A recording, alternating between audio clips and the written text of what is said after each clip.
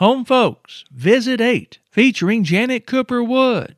Made possible in part by Southern Tire Mart, 1100 North St. Louis Street in Batesville. For passenger tires, commercial truck tires, tires for construction equipment, and more. We keep America rolling at Southern Tire Mart.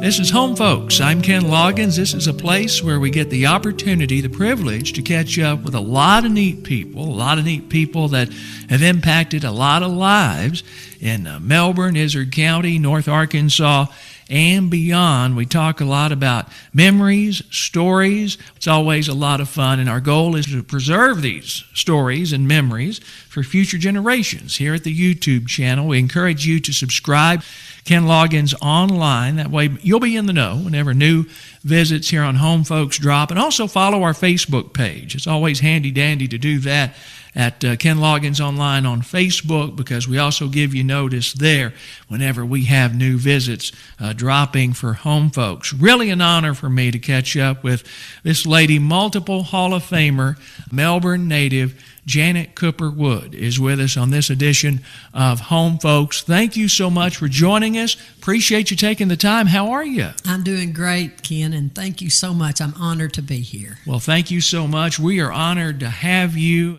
How long has it been since you've been referred to as the Izard County Flash? Oh, it's been a hot minute. Before now. Before now. It's been a hot minute. When I went to college, Monroe Ingram was the assistant men's coach, and he was originally from Calico Rock. Uh-huh. And I walked in the office to visit my coach, and the first thing he said was, "There's the Izard County Flash." That's a cool nickname. We have so much ground to cover today. You've been there. You've won it all as a player, as a coach, school administration. What a career. And it all started in the tiny town of Melbourne, Arkansas. Let's talk about where it all started. Like a lot of us from our particular generation, were you born in Batesville, or where were you born? I was actually born at Melbourne. They had the clinic at Melbourne. The clinic over here, yes. Dr. Tatum delivered me, and I was, of course, we lived at Knob Creek. Of course. So, when I think of Coopers, I think of that neck of the woods. And talk a bit about your parents. My parents, from as old as I could walk and talk, the thing that was the most prevalent that I understood was their work ethic. Mm-hmm. And I think everybody thinks their parents were the hardest working people they ever knew, but I think mine were the hardest working two people I've ever known in my life. I'll remind everybody that might be listening, I know Margie was at Baxter Lab for forever, a long time. Talk about what Lonnie did for a living. Well, Lonnie milked cows. We had 16 milk cows, and I was maybe 5 or 6 years old, 7, and I'd get up every Saturday morning to go help him milk. The rest of the time I was in school at age 6, but the milk truck guy would come from Batesville and pick up the cream cans full of milk, and he would bring me a Snickers bar every Saturday morning. So maybe that's why I like to get up. But Dad hand milked 16 cows, and I'll never forget the day that he got those automatic milkers. Sure. They were round with the 4 suctions, and it was like getting a washer and dryer instead of the old ringer type washer. But he did that. We also had milk goats. We raised cattle. We raised horses. Dad would also pick up odd jobs. Lonnie Margarine that used furniture store, caddy corner from Miller's Hardware now, and Mother could recover furniture and make it look better than new. Mm-hmm. And that was hard physical work, to stretch material, to use a hand staple gun. And then my dad also worked a little bit at Western Auto Store. He worked a little bit at the service station across from the school, but mainly just hard farm work. Put up hay all summer. It would take forever to do that and feed the cattle, and that was his life. And then after they stopped the used furniture store, Mother went to work at Baxter Lab, and she worked there for 33 years. And to my knowledge, never missed a day of work. So my memories of, you mentioned Lonnie there at the service station, and I would That was back when you had full service. Yes. And he always did it with a smile. He always had a funny story to tell for me and Heavy. We were dropping by. And that's what I think of when I think of your dad. And when I think of the Cooper family in general, I think of a lot of athletes, whether it's your immediate family, your cousins. What about your parents? Did either of them play ball when they were younger that you know of? They did not, Kenny. Okay. And I will tell you, after playing my career and coaching, I realized that my mother and dad were the two best parents you could ever have. Because two things they knew: the ball was round and it was orange. So from a coaching perspective, when you have parents that know those two things, Sure. It's a piece of cake. Exactly. They weren't parents that knew everything. That's the two things they knew. So they did not play. But as an early age, Lon built us a backboard. Yeah. And so Pod and me and Dole, you know, Pod's 2 years older, Dole's 2 years younger. My older sister, Cindy, she actually got married to a guy in the service and left when she was 16 years old. So I was only 11. She didn't grow up playing basketball. She grew up winning beauty contests, like Little Miss Izzard County and all that, little prissy. But so Pod and me and Dole, we had that basketball court worn down. It was as hard as concrete. My dad would run an extension cord and hang a light in the walnut tree outside, and we would play until well after dark. And one thing we did, the last person out there would hide the basketball. And it would be in the dark. You'd run around and hide it. Well, the next day after school, you raced, got off the bus, and we were about probably nearly a mile as the crow flies. So we walked from the bus stop to the house, and anything went. You'd try to be the first one to find where you hid your basketball and then go score. But the other two that didn't have it could tackle you. They would just, it was rough. But that was the game we played all the time. Going head to head with those two guys every day, day in, day out, I don't think you could get any better prep for what your career would hold exactly after that. And, of course, you would have a younger brother, Eddie, who's just a couple of years ahead of me. So I guess you had 4 other siblings. My older sister and then Pod. You know, we lost him in 2006. He was the better athlete of all of us, actually. And then I'm the middle child. I have all those middle child syndrome. I'm the glue. And then Dole, and Eddie actually came along 10 years after me, 8 years after Dole. Okay. So he was kind of the baby of the family. You know, he didn't really get into the scuffle of the three of us playing like we did. Visiting with Janet Cooper Wood on this edition of Home Folks. A quick reminder, these visits wouldn't be possible without our Home Folks partners, people like Mike Watson with State Farm Insurance. We'll talk quite a bit about Mike's dad coming up in just a while. Offices in Highland and Melbourne, everywhere online at talktomikewatson.com. Also appreciate Sonia Hames-Wiles, Family Dentistry on the south side of the square in Melbourne. For your next dental appointment, give Sonia's office a call at 870-368-6666. 870-368-6666. Visiting with multiple Hall of Famer Janet Cooper Wood, Melbourne native, on this special edition of Home Folks. We get to your elementary school years. You start school at Melbourne. Talk a bit about some of your memories from that time, your favorite teachers, subjects, and some of the circle of friends you ran around with early on. The teachers, I think of one thing that separates back in our day, the stability of the teachers. You know, we didn't have kindergarten, but we had Miss Virgie in first grade, Miss Harris in second, Miss Walker, Miss Bonnie, Mr. Dover, and Miss Byram. Everybody knew all 6 of your teachers that you had in elementary. I loved them all, but when I got to 4th grade and had Miss Bonnie, I walk into that class and I'm like, this is the most beautiful lady I have ever seen in my life. And to this day, she's still the most beautiful and the most classy. At 4th grade is when I think the rigor gets tough. You learn your multiplication tables. You learn so much more. Just things get a little bit harder, but I think she was the first person that I felt that that had belief in me. Mm-hmm.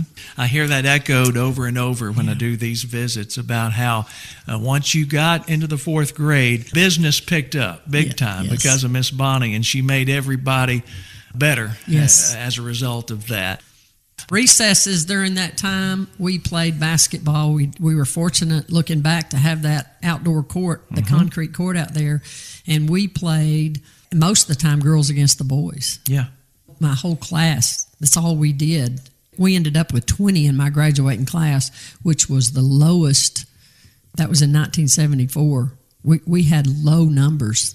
Mm-hmm. The class above us and below us both had 10 or 12 more kids, maybe 15 than we had. But we graduated with 10 boys and 10 girls. Wow. I did not realize that. Interesting. Yes. Friends that you were closest to as you would get elementary into high school years, and a lot of these friends are still friends to this very day. Lifelong friends. Lifelong friends. Best kind to have. Best kind. Yeah. You know, Phyllis McCollum Harmon, I actually spent the night with her last night. Sandra Haley Taylor came over to visit. Those are my two that are still in Melbourne that are my real close friends. Mm-hmm. And then others, Sue Ann Richardson, Evelyn Vest, we all were just best friends. This team that would later go on to win an overall state championship in 73, in junior high, was this a pretty salty team already? Was it coming together? We were salty, and I didn't realize it at the time. Sharon Langston was another key piece of that, and Susan McClellan. We didn't play a lot of 7th and 8th grade games. And then when I was in the 9th grade, Coach Watson moved me up to the high school team. So for 9th through 12th, I played there. We were still real good in junior high without me because we had all these others that I just named. I'm not sure we lost a junior high game that year either. Mm-hmm. It didn't dawn on us because all we had done is played ball our whole life. So it didn't dawn on us how good we really were. And to give people some perspective, and you'd be surprised that I just assume people know this, but a lot of people don't. In girls basketball, you're playing 3-on-3 back in the day until the early 80s, I guess. You know, as a coach, I know you can do this in 1 minute or two, but kind of give younger folks kind of a breakdown of how that format worked, the 3-on-3 for girls basketball. You know, and there was an art to that, and Coach Watson was a master at that. You think, well, 3-on-3, what can you do? Well, we had 3 forwards and 3 guards. Sandra Haley was our post girl, and there was strategy. You know, Phyllis and I had to protect our little corners, and it was an art for the guards to make you a bounce pass. We worked specifically on drills to get the ball, and then there's 3 of us on offense, and we worked diligently on a screen and roll. I mean, we had that down to a fine art, a backdoor cut. And the whole scheme of basketball, even though it's 5-on-5, it's still basically 3. You're working in threes a lot. Sure. You just spread the floor a little bit more, but it was a unique game. After playing full court in college, I enjoyed the full court better. Mm-hmm. But there was a lot to be said about the half court game as well.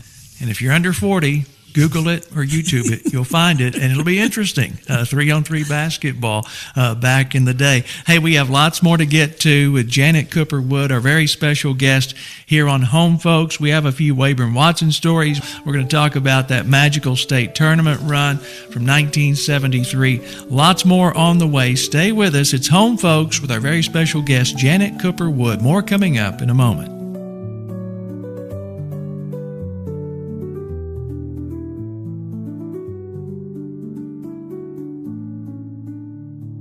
More with our very special guest, Janet Cooper Wood, on the way for you shortly. Right now, a quick reminder, Home Folks is made possible in part by White River Health. In 2026, celebrating 50 years since the opening of White River Medical Center in Batesville. And now, of course, clinic locations all throughout the region as well. Get details online at whiteriverhealth.org. White River Health, caring beyond healthcare. Back here on Home Folks, I'm Ken Loggins. An opportunity, an honor really for me to visit with a multiple Hall of Fame coach, state-winning championship player, Janet Cooper Wood, a.k.a. the Izard County Flash, is with us here on Home Folks, and we appreciate her taking the time here today. We talked about being raised there in the Knob Creek area, you wasn't always playing basketball. There was always fun to be had on the creek. And I took a trip or two down to Knob Creek to do some swimming, but I know you practically lived there at times. I mean, a lot of fun down that way. We did, and we lived close enough to the creek, and we would gather on Saturday mornings. Alan Blankenship didn't live very far away, and David Graham. So we would meet, Steve Cooper. So we would meet at the creek, at Knob Creek, and we would walk all the way down to the forks of the creek, and we all had a fishing pole.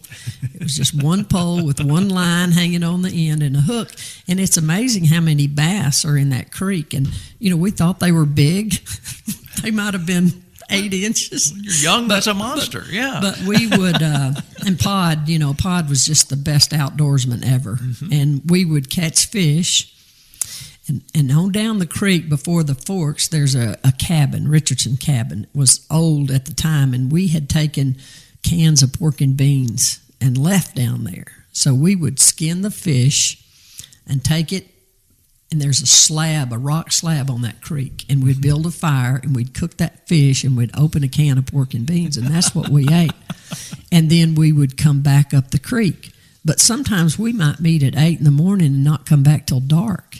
I mean, we were 6, 7, 8, 9, and 10 maybe, and that's what we did just about every Saturday. It's a wonder nobody got snake bit or I don't know. It was certainly no cell phones around. No. You wasn't checking in with the folks every 15 minutes like we do these days. And a lot of nights we would go coon hunting because coon hides at the time, Kenny, were. Some of them would bring like $10, $12 a piece, more than they're worth now. But we would go coon hunting, and we would kill so many, and we'd stretch them out. There's an old house down there, and you had to keep other animals away, but we'd stretch those coon hides with nails until they dried, and then we'd take them to the store and sell them. That was a way to get money. There was a lot of katabi worm trees on the creek, and Pod would get up in the tree and shake them, and the worms would fall, and we'd get them. We'd sell a quart. You'd put them in water and sell them to fishermen for like 25 cents a quart, and it was like huge money maker. Sometimes I feel like that was 2 or 3 weeks ago, but it's been a lifetime ago. Yeah. It's just, but the memory is fresh. Yeah, it's like it's yesterday. Yes. Playing under Coach Wayburn Watson, and I never played under Coach. He was a next-door neighbor of ours. But when I came into the 7th grade, Coach Wilson had come in. He was coaching all 4 teams. It was 1980, 1981, somewhere around there. But Coach, he could be tough, but he didn't expect any more from his players than he expected from himself. He sure did. I know everybody has Wayburn Watson stories. If you don't mind, share a couple. Well, one of the first ones I would tell, he was a smoker. He used to smoke. Well, smoking was legal and in school, but I would sneak in his office sometime, maybe when I was a 10th grade or 11th. I was still afraid of him for a long time, but I would hide his cigarettes. I'd get in his office and we'd hide his cigarettes, and he would come out there and practice. He'd get us all together, and if we didn't disclose where they were, he'd make us run. But he was a strategizer. Looking back, just so determined to push us as hard as we could possibly be pushed. The one story, of course, that's legendary is the night we were playing for the state championship, and I had literally 104-degree temperature. He had sent Newt Blankenship. Newt kind of helped Coach Watson out a little bit, and he had sent him to the liquor store to get some wild turkey and some honey. And he brought it in at halftime. I hadn't scored a point in the first half. Sandra Haley had scored we were behind 26-18, and she had all 18 points. This is the finals of the state. And who were you playing? We were playing Guy Perkins. Okay. And Guy Perkins had been ranked 1 all year. And so we're behind 26-18, and I drink that. He says, "Here, Cooper, drink this." Well, it was in a bottle, like a prescription bottle somehow. So I drank as much as I could, and it was so awful. But I thought it was, I drank, and then at the end I said, Coach, I can't finish this. And he's like, here, Cooper, let me have the rest of it. We had our reunion 30 years later at Melbourne at the school, and we honored Coach Watson, and we took him gifts. So I walk in the lobby, and I've got a little bottle of wild turkey and honey, and Joe March is standing there, and his state police. And I said, all right, Joe, I'm just going to tell you, I have alcohol. And he already knew the story, and he just laughed and said, we go out there in the second half, and we're down 8 with 3 minutes to go, and Sandra and Phyllis and I are pressing, and we steal the ball multiple times and score. And then the guards were Naomi Miller, Cynthia Halbrook, and then it alternated Sharon Langston or sometimes Sue Ann or Susan. We had tremendous guards. So we have it, and Phyllis is going in for a layup and gets fouled. So she makes both free throws, and we're tied up at 53-53. And then they inbound the ball, and I think we steal it, and we beat them 55-53. And I think Sandra ended up with 38 points, and then that leaves me with like 16 or something in the second half, and Phyllis had the 2. And I only remember that because the variety in the scoring was so different, But they stopped the game with about 2 minutes to go, which is what they used to do in the finals. And they awarded the MVP to a girl from Guy Perkins, and she was a good player. But they always gave it to the winning team, the MVP to the winning team. Are you serious? Oh, that was... Was still time on the clock? Oh, yes. They would always stop between a minute and 2. Well, you talk about motivation. Exactly. And so, anyway, we came back and beat them, and that's one of the things talking about Coach Watson. I mean, he was a character. I love Coach Watson. I would run through a brick wall for Coach Wayburn Watson. He coached in the All-Star game in 73, and he took me as a manager. And it was North and South at the time, and Naomi and Cynthia both played for the North, and they were giving their speeches. And the lady from the South said, the South is going to rise again. That was her speech. So Coach Watson got up, and he said, yes, the South is going to rise again, but it won't be this year. I mean, he was amazing. He was amazing to play for. Hey, it wouldn't be long for you to be playing for an overall state championship. Right now, I want to mention Townsend Spice and Supply, 725 East Main in Melbourne. Go by and see Shane Lynn for custom spice blends, herbs, and seasonings. Spicing things up since 1978. It's Townsend Spice and Supply. Sharp County Outdoors, 587 Highway 62 West in Ash Flat. Appreciate them being a home folks partner, your go-to for sales and service of used tractors, equipment, ATVs, and UTVs as well. That's Sharp County Outdoors. So you win the class, I guess it was a Class B title at the time.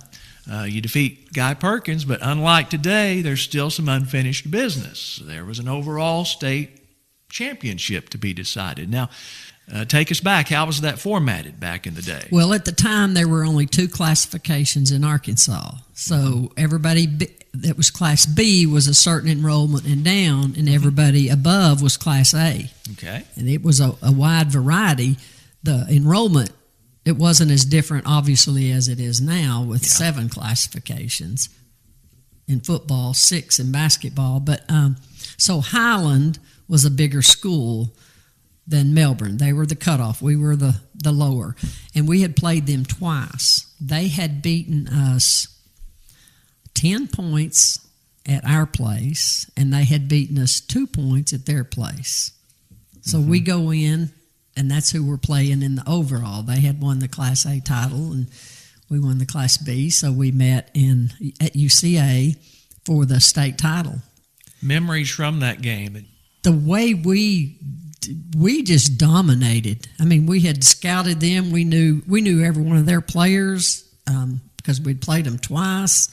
And Coach Watson had done a scouting report, and our guards did a great job because they were loaded. They had good forwards. They had a good post girl. They had good guards, but we just stepped it up as a team. No one person stands out. It was just our guards played the best game of their life, and we did a great job on the forward end altogether. And brought home that overall state championship for 1973, and that's something that can never be taken away. Y'all remember forever, and this community is just still has fond memories of. About a year later, you'd be playing in the All-Star game. Actually, the All-Star game, I ended up being roommates with a girl I played against in the South. That particular night, when the game was over, Dr. Margaret Downing, who coached at Southern State, S.A.U., she came up and introduced herself and said, I would love for you to come to Southern State and just check us out. Come to our campus and visit. And she said, I'd love for you to come play with us. Well, at the time, Magnolia was, might as well been Europe or overseas. Wherever, yeah. Yes. But my brother, Pod, and I drove down one day, and I absolutely fell in love with that college. I still love that college. It's phenomenal. I grew up on a farm. S.A.U. is pretty much known for, they have a wide variety of every degree, but they're really strong in agriculture, and it felt like home, and that's their motto right now. And I stepped on that campus, and it felt like home. Did you ever have any conversations with any other schools about playing next level there, or was it always, were you squarely focused after, obviously, Dr. Downing had a huge impact on you with that huge meeting? Impact. I had been to Lyon College, Van Gore. It was in 74. I went down there. She was teaching PE, and they just started a program. I liked her. I couldn't afford Lyon College anyway at the time. I'd been to Arkansas State. Kay Woodill, it was going to be her first year. I went to Arkansas Tech. I wasn't impressed at the time. I'd been to Ouachita, couldn't afford that either, but I wasn't impressed. Yeah. And the All-Star game at the time was not until August. Now, well, they stopped having it this year, but it moved to June, so you had more chances to try to decide. But this was already August, and I really didn't. I was trying to decide, where am I going to go. It's like she stepped into my life, and the second I went there, the second I met her, but the second I stepped on that campus. Yeah. I played for her, started in 74, and in 76, she sent me to Lawrence, Kansas for the Pan Am tryouts. And I went there, and there's a girl from Ouachita was the point guard. And, of course, we couldn't stand each other for 2 years because we beat them for the first time when Miss D came to S.A.U. We beat Ouachita for those 2 years. We ended up rooming together, and I'm like 188, and she's like 189. That's how many were trying out for the Pan Ams. Well, they had a cut to 50. She and I both made it. They cut to 25. She and I are still there. And then the next day, they picked 2. So she and I both got cut. And we're walking off the floor, and the lady from the Lady Razorbacks came and said, I'd love for both of you to come and play. And it was the first year that the Arkansas Ladybacks started their program in 76. Wow. Well, Marcia went. So she was one of the first players to go to the Razorback. I would not leave my coach for nothing, and have never regretted it. We're going to talk more about your time at S.A.U. You had a couple of fellow Lady Bearkatz that would come down there and play with you. Played some volleyball down there and had a lot of success in both volleyball and basketball. Lots more ground to cover with Janet Cooper Wood when Home Folks continues. Thank you so much for joining us. We're back in just a moment.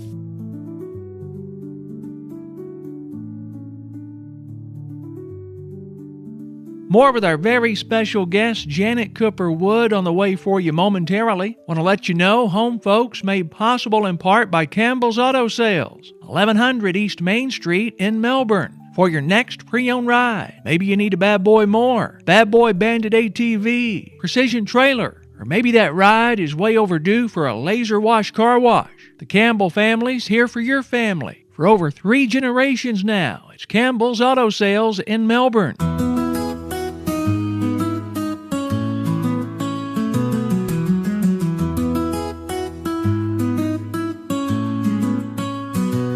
This is Home Folks. I'm Ken Loggins. Really an honor for me to catch up with multiple Hall of Famer, Melbourne native Janet Cooper Wood, and we're talking a bit about her college playing days right now at S.A.U. Magnolia, Arkansas. And of course, not only would you be a starter in basketball for Dr. Downing down there, you'd start playing volleyball as well. When did you make that discovery that, hey, I can play volleyball too? She said, you're going to play volleyball. She just said you're going to do it. All the ones that she recruited for basketball, because she coached them both. And so we would practice volleyball for an hour or so, and then we'd practice basketball same day.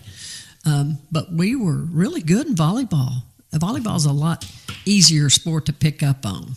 You know, I started as a freshman, and along with several other of my freshman buddies, but it was fun. It's a fun sport. I enjoy volleyball, but well, when you think about it, chances are if you're good at one, you'll probably be good at the other. It transitions over. You kind of use a similar skill set with a lot of that. You'd play basketball for the Riderettes from 74 to 78, volleyball those first 3 years, 4-year starter in basketball, all Arkansas Women's Intercollegiate Sports Association honors for 3 seasons. You played on squads that would win AWISA championships for your first 3 years. So the winning ways you had gotten used to at Melbourne, that was carried over to the Riderette program, 71-20 over your 4 years. You advanced to the region tournament each season. You were there, finished third. Your sophomore season, 75-76, team went 20-4. And your junior year, you finished 20-3 that year. 3-time member of the 300-point club, averaging 16.5 per game. Scored 395 points your sophomore year, 371 points junior season, 317 your senior season. Now, if these stats are up to date, you're currently 6th on the all-time S.A.U. career scoring list. 91 games played, 1,369 points. That's an average of 15 per game over the 4 years. And let's not forget about the assists. You still hold that school record, by the way. 156 assists in the 75-76 season. Not too bad for the Izard County Flash. Were you called Coop? Coop. Coop was the nickname that stuck. Wow. I had no idea on those stats. You wanted to send a shout out to your college bestie there at S.A.U. Without her, probably wouldn't have had the success that you had, because we all have to have people to lean on during those college years, and you had a good one, didn't you? Absolutely. We ended up being roommates my first year down there, Rachel Purdue Smith. So she's from Camden, and she's a city girl. And she was on the volleyball team, but she was our basketball manager. So we were kind of inseparable. It was a long way to come home, and like holidays, Thanksgiving, and like that, I would go to Rachel's house in Camden, because it's only 30 minutes from Magnolia. So we became really good, close friends. And a funny story, she wanted to come to Melbourne. And I said, okay. So she came up over break one time. I need to prep you a little bit before you come. Yeah. Yes, because, you know, the house I grew up in, it was one old house with the hallway in the middle, and my bedroom was across the hall, and, you know, no heat. We had the potbelly stove there in the living room, and we hovered around it and with about 4 things of thermal underwear and blankets, and then run across the hall. So Rachel comes up to spend the weekend with me, and we go coon hunting. That's what she wanted to do. There was about 8 inches of snow on the ground. I thought, she's going to last about 30 minutes. She's getting the Melbourne experience here. And I'll be danged if we don't get out there, and we're 3 to 4 hours out there, and we've killed about 10 coons, and she's still wanting to coon hunt, and I am frozen to death. And so finally, we go back to the house, and then we get up the next morning, and there's snow on our blankets. There you go. It comes through the cracks in the walls. You know, I'd put gunny sacks and hung on my walls to keep the wind and the cold out. And she kind of embellishes that story, but there's a lot of truth to that right there.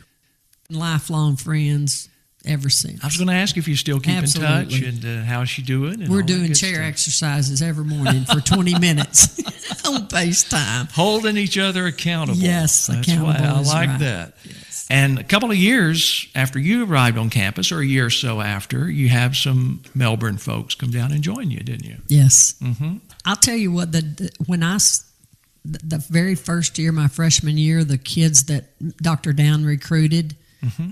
it reminded me of our high school. I mean, it's the same type of kids. They're still some of my very best friends. And Phyllis graduated with me, but she didn't immediately come to college. So when Sandra graduated in 75, Miss D recruited her. So when Sandra came, Phyllis also came. So now my second year there, I'm with two of my all-time favorite buddies ever, and so we're playing together. And the others that Miss D had recruited, we still get together. We still have Riderette get-togethers, camp-outs, me and Sandra and Phyllis, and then our freshman buddies and sophomore buddies when they came down. What a run there and at S.A.U. I mentioned those accolades in basketball. We haven't even got to the volleyball. We touched on it, but you played on two AWISA championship teams in volleyball, being named to the all AWISA team there as well. Standout games during your time as a Riderette. Anything come to mind just immediately? Well, one of the things we were playing in the regional tournament, and Rosie and Corny are two of my college buddies, and we were playing Panola, and one of their girls just slammed me into the bleachers. I was on a breakaway layup, and she slammed me into the bleachers. It was like a stage area in the back, and Corny and Rosie jumped right over there in the middle of her. And I mean, that just the protection. We had each other's backs the whole time. Mm-hmm. Playing for Dr. Downing was just an extension of playing for Coach Wayburn Watson. You know, Dr. Downing's a Hall of Fame, multiple Hall of Fame coach. And when you talk about careers, the stability, I mean, I played 8 years for two people. Coach Watson, my 9th grade year, he hands out brand new uniforms, and I walk in and he says, "Here, Cooper, these are yours." And he throws these two jerseys, and it was number 13. And so I wore that for 4 years. My freshman year, Dr. Downing gets brand new uniforms, and I get 13. So also for 8 years, I played in two different uniforms. We kept them 4 years apiece. So I don't know, just the stability, and again, playing for two Hall of Fame coaches. And I think that our success was directly because of them. Yeah. Dr. Downey's going to win. She could have she could have coached anything, and they were going to win. Whoever played for her was going to win. We're going to talk about each of those mentors, their impact on your coaching career, your successful state tournament championship winning coaching career coming up shortly. Quick reminder about our home folks partners. Couldn't do it without our friends at Triple M Discount and Miller Poultry and Cattle, your go-to for silk flowers, cemetery arrangements, hardware, tools, home decor, fresh eggs, locally raised beef, 2412 East Main in Melbourne. Mill Creek Monuments in Melbourne as well. Big time thanks to Mike Cohn and Mill Creek Monuments, family owned and operated. 870-291-7833. 870-291-7833. You obviously, later on when you became a head coach yourself, you always take something along from your mentors and your past coaches. What would you say from both Coach Watson and Coach Dr. Downing, what you took away from each of them that helped you most in your career? I think the main thing is the way that you treat your kids, the way you treat your athletes. You treat them fairly. There's a difference between treating fairly and treating equal. Equal is not fair. But I think what Coach Watson did was treat fairly. You know, there's some kids you need to get on harder than others. It's kind of like, now, wait a minute, you should treat everybody equal. Well, if you have, I always relate to, if you have two kids, one's 16 and one's 10, if you get the 16-year-old a car, does that mean you need to get the 10-year-old a car or spend that much money? Well, no. So that's the analogy I use is you treat kids fairly, and everybody, I think you respect that. The discipline they had, the organization in practice.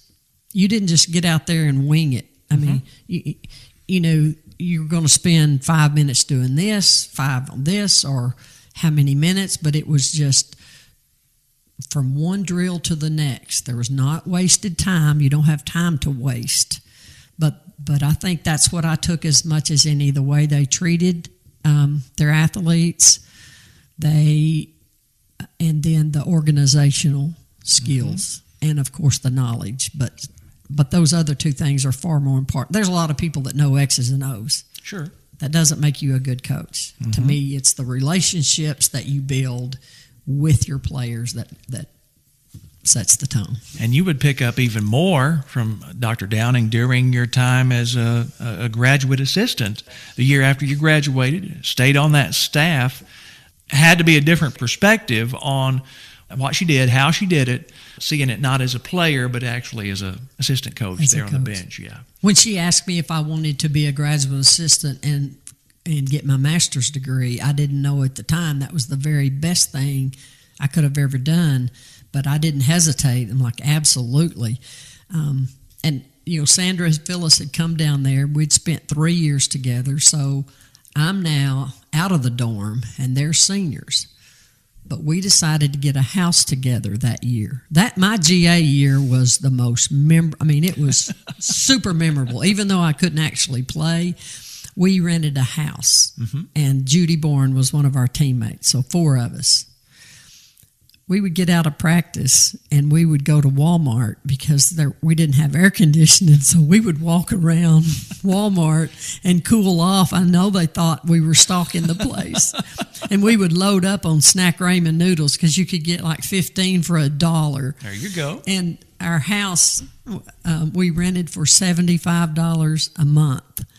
So at the beginning of every month, we'd walk a block up to our landlord, and we each carried a check for $18.75 a piece.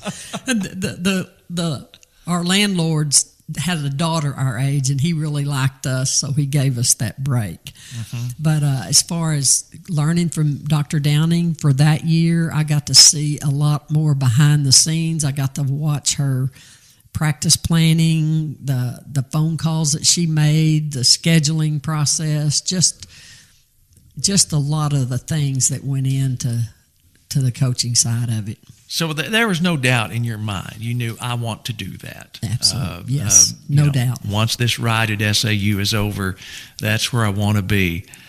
You would wind up at the Mountain Home School District. How did that come about? I knew I wanted to go into coaching, and I knew it was going to be in North Arkansas. I love Magnolia. I wasn't going to stay in South Arkansas. I'm from the hills, and I wanted to get back. So Cotter had an opening. So I started there for 2 years, and that was in the fall of '79. That's the very year that Arkansas switched to full court. That's right. I didn't have to coach 3-on-3.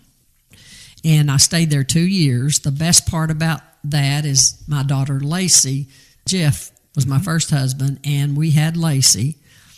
After 2 years, I moved to Mountain Home, to the junior high, and I stayed in the Mountain Home Public Schools for 40 years.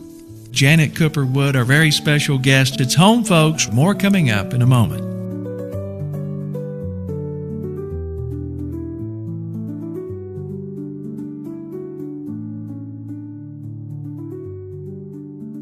A bit more with our very special guest, Janet Cooper Wood, on the way for you shortly. Right now, I want to send a shout out to Home Folks partner RE/MAX Edge Realty in Melbourne, 1188 East Main Street, in the business of helping buyers and sellers achieve their dreams. RE/MAX Edge Realty in Melbourne, your hometown agents. Call 870-916-2008. That's 870-916-2008.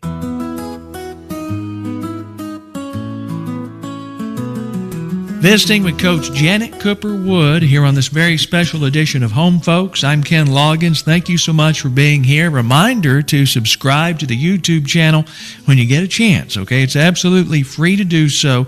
Ken Loggins Online on YouTube. Ken Loggins Online on YouTube. Follow us at the Facebook page, Ken Loggins Online there on Facebook as well. We're visiting with Janet Cooper Wood, multiple Hall of Famer. You would return to North Arkansas, coaching a couple of seasons at Cotter, going to Mountain Home. What year would you take the reins of that senior high girls program? Well, I started in junior high in 8th grade, actually, in 81. Okay. And backtrack just a second to Cotter. It was my second year there, and we had played Mountain Home, and we lost a lot of games at Cotter. We were getting better all the time, but I didn't win a lot of games there. And we had played Mountain Home and got beat. And there's a coach named Betty Burge, and she's the legendary coach in Arkansas, still is. Well, I get an intercom. You know, they didn't have cell phones. So intercom, and the secretary says, Coach Cooper, Betty Burge is on the phone for you. Well, I start laughing because I think the secretary's pulling a fast one on me. And, Sure. And so she said, sure, go pick up your phone. So I go in there, and I'm like, okay. She said, this is Betty Burge. And I said, okay, who is this really? Well, it was really her. She had called me for a scouting report on Mountain Home. So I gave her what I could, and then she played them the next day, and she was at Harrison, and they beat Mountain Home. Mm-hmm. Well, from that day forward, Betty and I have been inseparable. I would consider her my best coaching bestie. Wow. But it all started for that phone call. But that's again, back to relationships. But I started in 8th grade, and we were 12-1, and we had split with flipping. Mm-hmm. The next year, the junior high coach leaves, so now I'm the junior high coach, and that same bunch went 23-1, split with flipping. So fast forward, this same bunch gets to be in seniors and juniors, and the head coach leaves at Mountain Home. And Al Hunter was a superintendent, so he came and said, I need you to come to the high school and coach the girls. I said, no, I love it here at junior high. I'm going to stay here. Well, he came back about a week later and said, I need you to come to the high school to coach the girls. So he said, these are all the advantages that you have, and you'll get to coach these girls that you just spent 8th and 9th. So I go to the high school and have the same girls that I'd had in 8th and 9th. And that we win the state tournament that year in 86, and we were the Cinderella team. Mm-hmm. But even back in 8th grade, there was a coach named Dave Marcantel. He recently passed away at 91 years old. He was the head junior high coach, and he said, Coach, this is a state championship team in the making. We had the guards, the forwards, the posts, and I'm like, how does he know this with these 8th graders? Mm-hmm. And sure enough. He did. He did. Let's crunch some more numbers here. I'm going to embarrass you a little bit more here. You mentioned the state championship in 86. That wasn't a one-year fluke or one-year wonder, whatever. 8 Final Fours, 5 state runner-up finishes, that state championship in 86. Overall record of 516 and 112. 82% winning percentage. Named the Arkansas High School Coaches Association Outstanding Coach twice, receiving the Outstanding Coach in Girls Athletics. You coached in 3 All-Star games, and you weren't just coaching basketball. You were coaching volleyball, track, softball, golf. Did you have enough hours in the day to do all this is what I'm wondering. But you had success in all those sports. You had some great players, but they had some great coaching. Well, you have done your homework. I'm telling you. It was just, I don't know. I just love coaching. Coaching is coaching. It goes back to what I said about Dr. Downing. She could coach anything and win. You know, and I was so fortunate at Mountain Home to have a run of just some tremendous athletes. At our track record, we still have the school track record for the mile in 4 minutes. Well, that's 4 kids running a 60-second quarter. Mm-hmm. And I'm not sure we've had one kid run a 60-second quarter in the past few years, but much less we had 4. Unreal. So that tells you the type of athletes that we did a lot of jump roping, we did some running and some bleachers, but we were just in really good shape. But they were good athletes. What a run there at Mountain Home as a coach, and you move into administration eventually, and we're going to touch on that a little bit. Right now, I want to remind you that we can't do it without our Home Folks partners, and we appreciate the great folks at Izard County Abstract, office full of names you know and trust: Miller, Rush, Caraway, Morris, Watson, and more, serving you since 1954. Future Fuel Chemical Company in Batesville, leading the way when it comes to the manufacture of specialty chemicals and biofuels.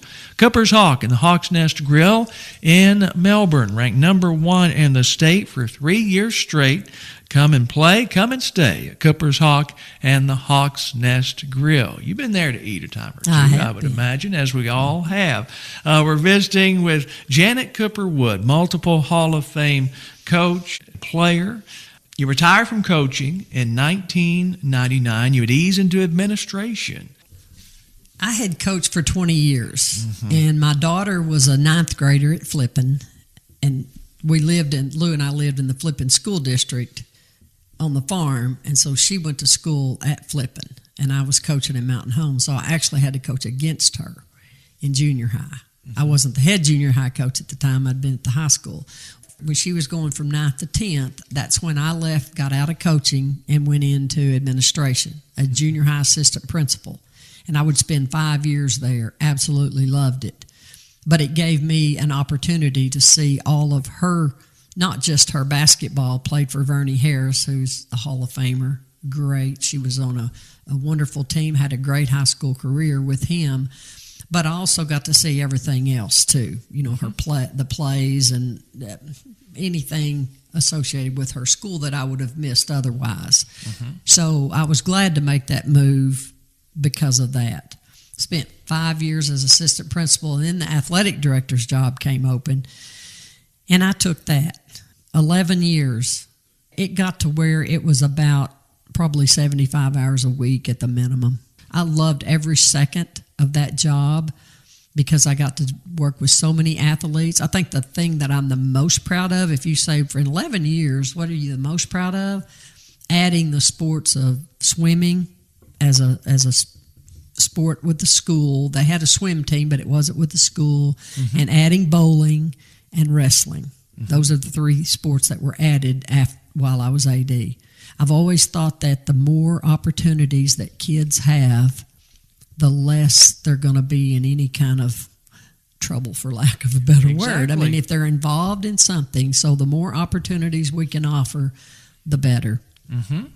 You kind of broke a glass ceiling in the process of being, I believe, the first full-time female AD in the state of Arkansas. First full-time female. There were 2 others. One was an assistant at Little Rock, and then she went to Springdale, and then there was one at Bentonville that was an assistant AD, and both of those stayed for 3 years, good friends of mine, and then they left and went to other states. So for the last 8 years, I was the only female AD in Arkansas. Shane Patrick was our head football coach at Mountain Home, and he went to a football clinic, and he came back, and he was telling me a story. They said, how is it working for a woman AD? And Shane said, I told him, she's just like one of the guys. And he said, no offense, I mean that great. And I said, none taken. You know, I grew up in basically a man's world when you're coaching at the time. There weren't a lot of female coaches, and then anyway, that's kind of funny. 2009, inducted into the Arkansas High School Coaches Association Hall of Fame. In 2020, you would be inducted into the Arkansas High School Athletic Administrators Hall of Fame. You were with the Mountain Home School District for 40 years, give or take. 40. What a run. Eventually wound up being kindergarten principal. That's kind of a change of pace from being working a 75-hour week as an AD, but it still kept you busy, though. It did.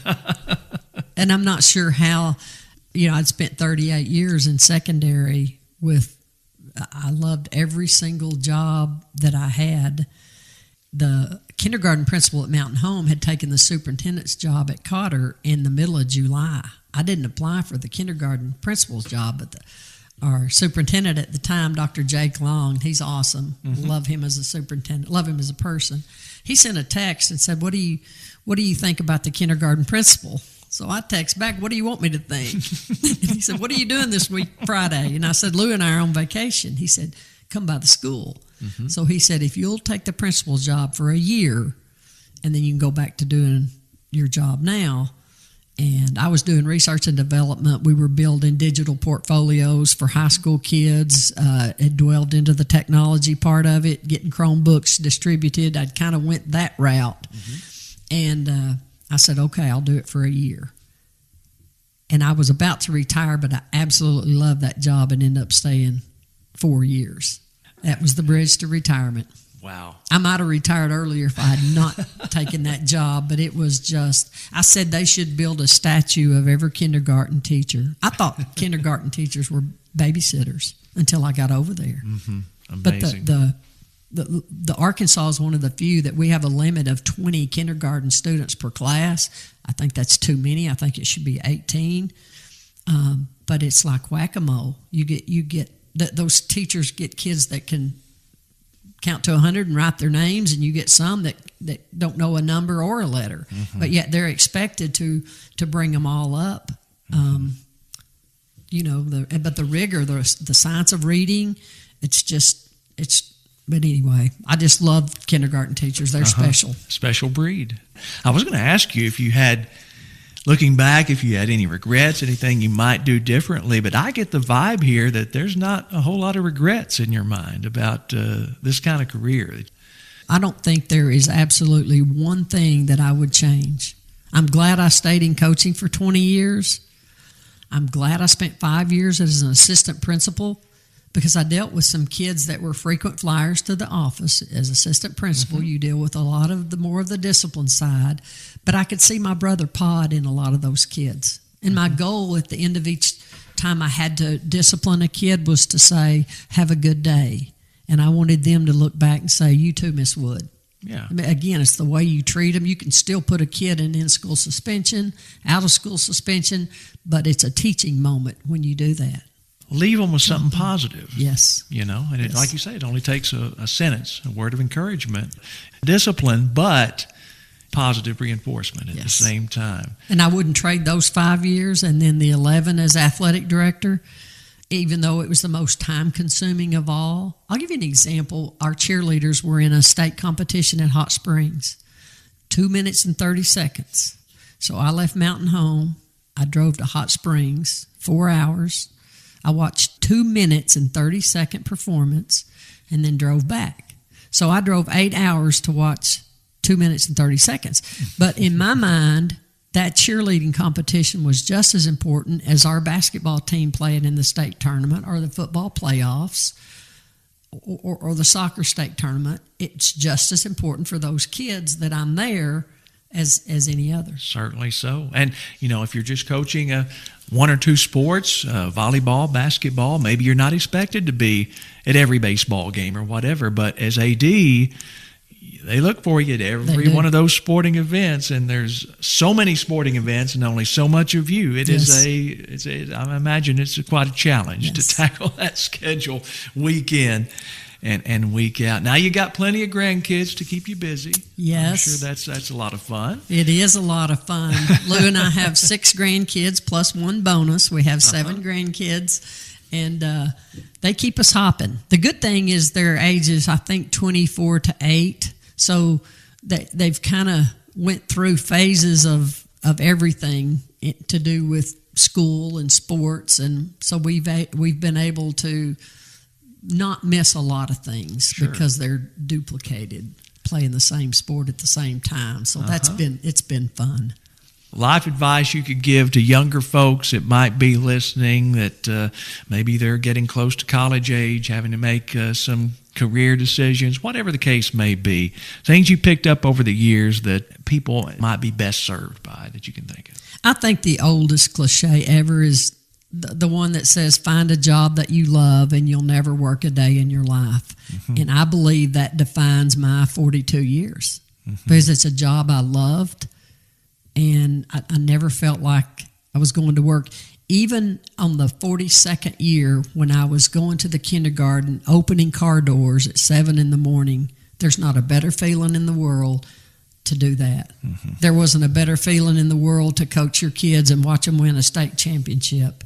Mm-hmm. There wasn't a better feeling than 1994 when we got beat in 8 overtimes. At the time, it was not a good feeling. It's still a national record that we lose that. But the memories that you make, but the relationships, second to none. Lou and I are going to go to Florida in 2 weeks, and we're going to stay a week with one of my former players. Mm-hmm. She and her husband have a house at Vero Beach, and this is our 4th year in a row to go stay, and that stemmed from the relationships. Sure.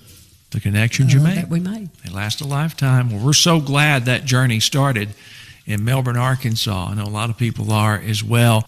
You know, I'm married to Lou Wood. We're going on 38 years. I saw my Uncle Benny last night at the basketball game, and I said, Benny, how much is $500 compounded monthly for 38 years? Because he said, I stopped by his real estate office, and he said, Lou is never going to marry you. I'm sure he had a lot of confidence in me. And I said, yes, we're getting married. And he said, no, I'll bet you $500 you don't. So he got up in the ceiling tile and wrote that. So now I've told him, you know, I didn't collect the $500, but so I have a lifetime membership at Cooper's Hall. There you go. So that's my fee. But Lou and I, he's absolutely the greatest human in the whole world. He's my soulmate. They say, don't find the person you can live with, find the person that you can't live without. Sure. And that's the way I feel. I feel like every morning he gets up and says, what can I do for Janet today? Mm-hmm. I'm sure he doesn't. But that's the way I feel. Mm-hmm. So that's the kind of guy I'm married to. You know, we live on a farm, and I just, life is good right now. Other than getting old with the little joint issues and things like that, life is good. We can deal with that. But I think you surround yourself by good people. You know, I have sets of friends, and they're all just first-class people. My coaching buddies we have, my college buddies, my high school buddies. I think that's the difference. Well, on behalf of me and my family and this community, thank you so much for you've taken a little bit of Melbourne, Arkansas everywhere you've been on this journey. That's the way I feel, too. Yes. That's not just I feel like that I have taken Knob Creek and Melbourne to places I've gone because that's all I knew. Mm-hmm. That's what I knew to begin with. And we thank you for it. Thank you so much for the time today. You're more than welcome. It's been such a pleasure to catch up with Janet Cooper Wood here on Home Folks. Appreciate you joining us. I'd appreciate it if you'd subscribe to the YouTube channel. Stay up to date on our latest visits that drop more often than not once every couple of weeks. You'll find a new visit here at the YouTube channel, and also follow us on Facebook as well. For Janet Cooper Wood, I'm Ken Loggins. Till next time, till we visit again, thank you so much for joining us here on Home Folks.